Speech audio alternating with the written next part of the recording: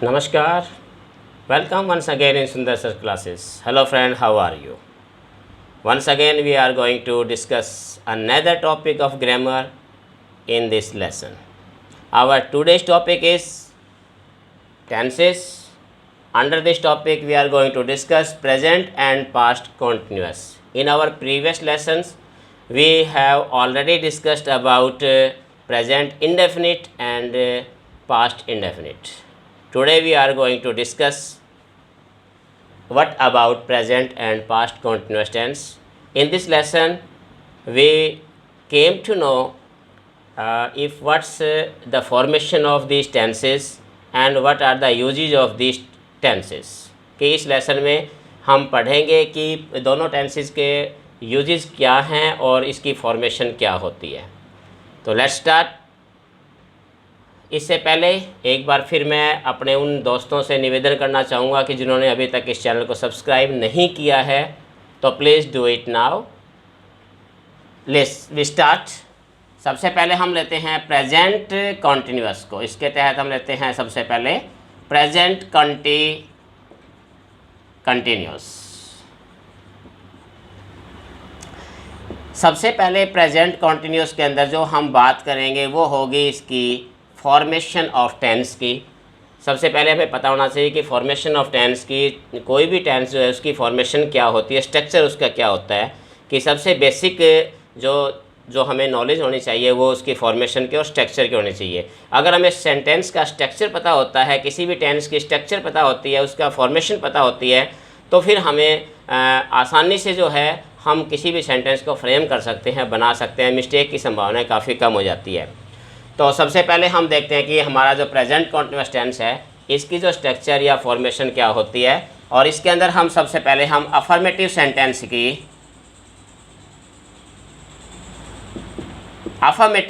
जो हमारे होते हैं, जिनको हम सिंपल सेंटेंस या जो सिंपल सेंटेंस या असर्टिव सेंटेंस का ये काइंड होती है, उसी के सबसे पहले उसी के अंदर. तो उसके अंदर क्या होता है कि सबसे पहले हम सब्जेक्ट लगाते हैं, सब्जेक्ट के बाद हम लगाते हैं helping verb.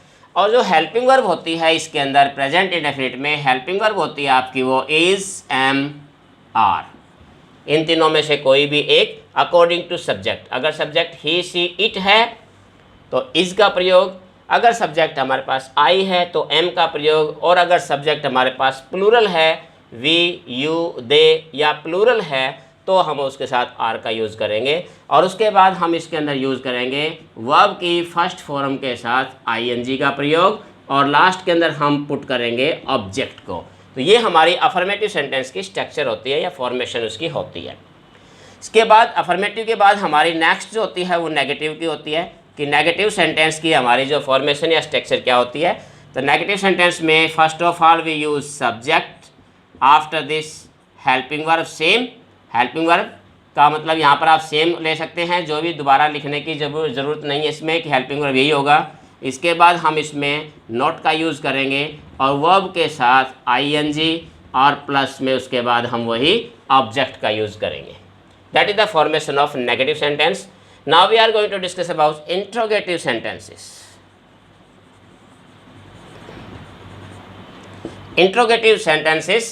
Interrogative sentences, we have two types of interrogative sentences. First, those sentences which starts with the helping verb, is, am, are, was, were, has, have, had, do, does, did, like this. Another type of sentences are starts with interrogative word, means WH words. First, about the helping verbs. Helping verbs is followed by subject, followed by first form of the verb, and then the object, and followed by question mark at the end of a sentence. अब इसी के अंदर अगर हमारे पास question word होता है या means WH कोई भी वर्ड हो सकता है, question word, what, why, where, when etcetera, तो सबसे पहले हम उस वर्ड को लिखते हैं. उसके बाद फिर हम वही हमारी हेल्पिंग वर्ब आएगी. हेल्पिंग वर्ब के बाद आप हमारा सब्जेक्ट आएगा. सब्जेक्ट के बाद वही हमारे पास verb plus ING followed by object. Then at the end we mark the question mark at the end of a sentence. That is the structure or formation of present continuous tense. अब इसके बाद we are going to discuss about the usage of कि where we use the present continuous tense usages. First, सबसे पहला जो इसका use है वो क्या है? To express an sentence which is going on at the time of speaking, an action which is going on at the time of speaking। ऐसा कार्य जो बोलते समय हो रहा हो, but it is not necessary if it is completed और not. कोई ज़रूरी नहीं है कि जो काम हो रहा है वो कंप्लीट हो चुका है, मीन्स जारी है। तो इसका मतलब इस प्रकार का जो सेंटेंस होगा that will be express in present continuous tense, just like I am speaking, I am teaching now। It means both the action are going on at the same time। तो इस प्रकार से कोई भी एक्शन जो बोलते समय हो रहा हो, not necessarily it is almost in incomplete sense, almost in incomplete sense, that sentence will be expressed in present continuous tense. Another use of this tense is to express an action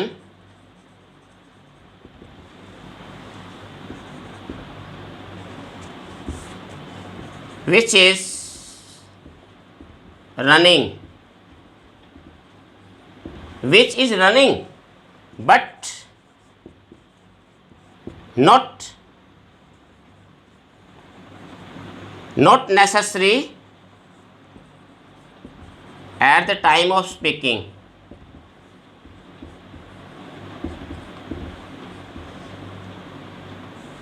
अब ये इसके अंदर एक चीज़ है, कोई भी ऐसा काम जो हो रहा है, वर्तमान में हो रहा है, लेकिन जरूरी नहीं है कि बोलते समय जो काम हो रहा हो।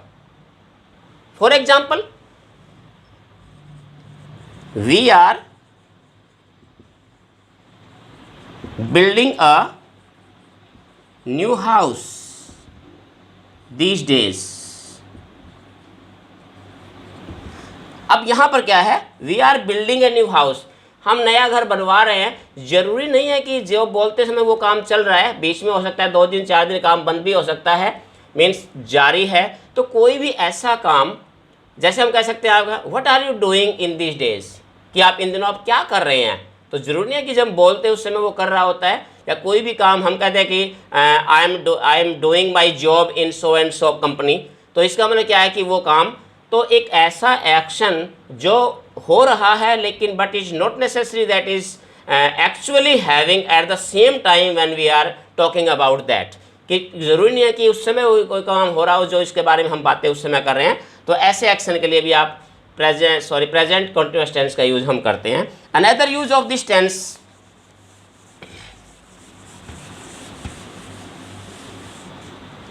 another use of this tense is plan future।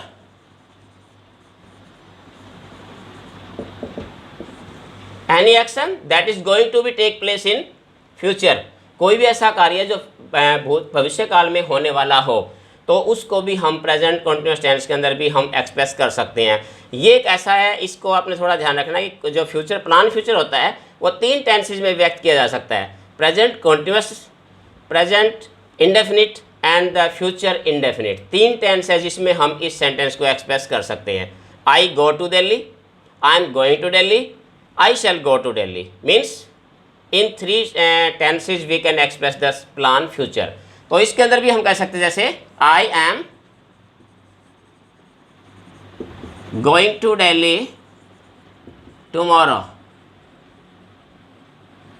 This is also plan future. Any action that is going to be take place in future, we can express this sentence in present continuous tense also। और इसके अलावा एक last जो इसका एक use और बचता है वो है हमारा कि कोई ऐसा एक्शन जो बार बार वार्निंग के बाद भी जो एक रेपिटेडली जो है, कंटिन्यूसली जो है, एक वार्निंग के बावजूद भी जो काम बार बार हो रहा हो, रिपीटेड एक्शन होता है इवन आफ्टर ए वार्निंग, तो इस प्रकार के एक्शन को भी हम प्रेजेंट कंटिन्यूअस टेंस के अंदर प्रयोग कर सकते हैं। इसके एग्जाम्पल क्या है? क्या है वो? To express A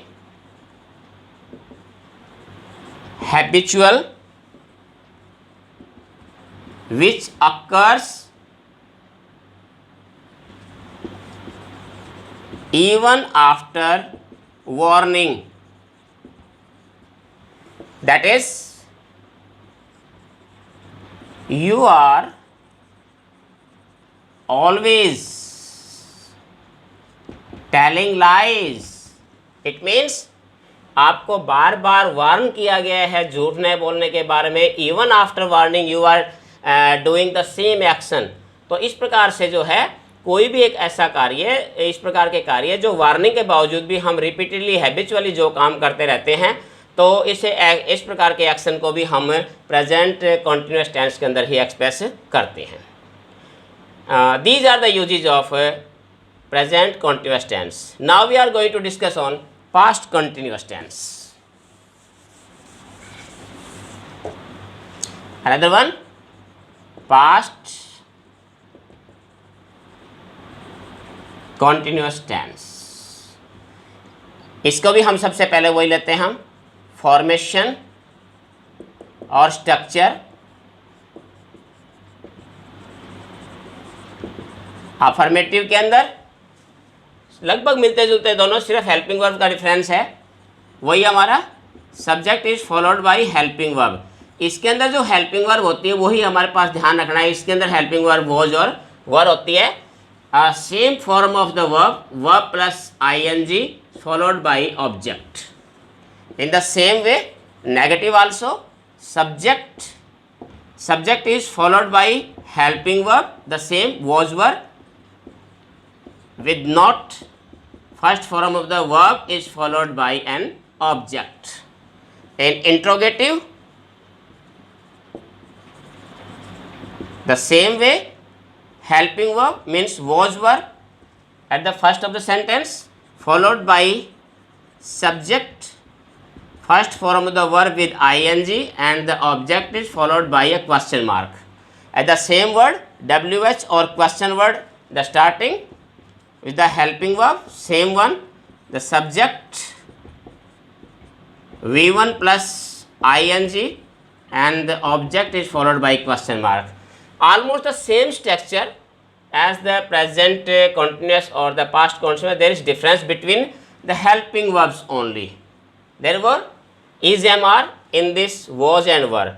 Was is used with singular subject, were is used with plural subject including I.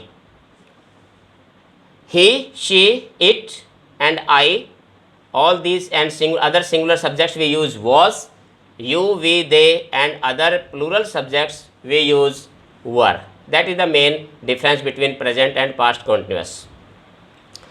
So that is the structure. Now we are going to discuss where we use the past continuous tense, means the uses of past continuous tense. To express an action going on in the past. सबसे पहले तो ये कोई भी ऐसा action जो past में जारी रहा हो, लेकिन इसके बारे में क्या है, the time of the action may or may not be given. कि जो एक्शन, जो टाइम ऑफ द एक्शन है, जरूरी नहीं है कि वो टाइम का बारे में बताया जाए या ना बताया जाए. टाइम गिवन और not, no matter. We express this type of sentences in past continuous tenses. For example, they were playing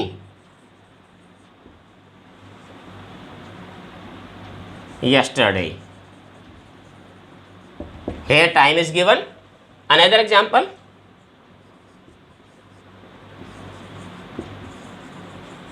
All the children were enjoying in the park. Here there is no time given of the action. तो इस प्रकार से जो भी action, कोई भी एक ऐसा कार्य या कोई भी ऐसा एक्शन कि जिसके बारे में, जिसके काम के बारे में, उसके समय के बारे में दिया है या ना दिया है, that is no matter. Only the action which take place in past and that was going on at that time, that will be expressed in past continuous tense. So this is all from today. We have discussed the two topics, past continuous and present continuous. Very simple sentences. You just remember, you just already memorize all the structure, particularly the structure of a tense, because the structure is the most important aspect of any tenses. So you will discuss on this, read all about this in detail if you can find any book. अच्छे से किसी books के अंदर भी आप इसका और अध्ययन कर सकते हैं, और प्रैक्टिस कर सकते हैं इसके बारे में, या इसमें किसी प्रकार की कोई और शंका आपके होती है, किसी प्रकार कोई डाउट्स है आपके, कोई क्वेरीज है आपकी, तो उसके बारे में आप मुझसे डिस्कस कर सकते हैं. So that's all from today's. Hope you will get it. Have a nice day. Thank you.